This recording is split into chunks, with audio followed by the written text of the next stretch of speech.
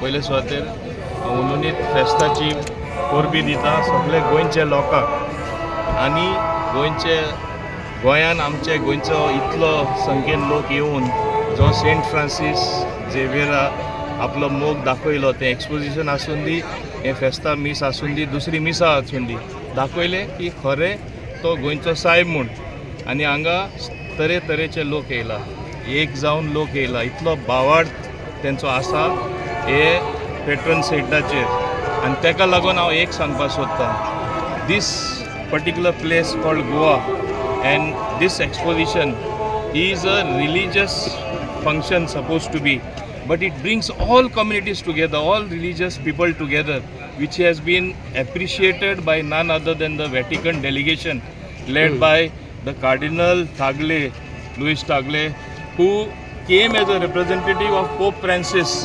He has so many other duties. He looks after thousands of dioceses all over the world, evangelizing churches. In spite of that, he has chosen to come here. What does it show?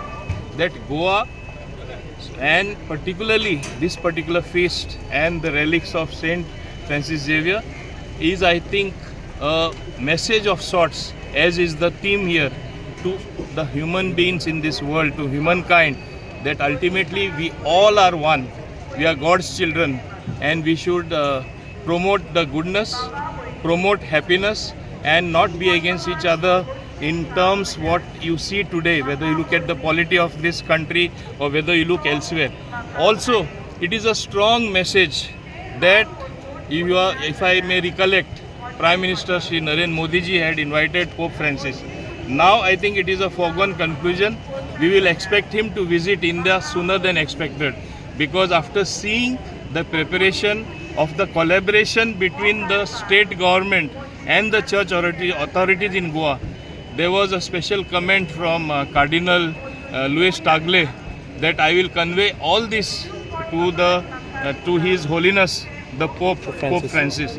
I think this will send a message to him and the urge to visit our great country even stronger.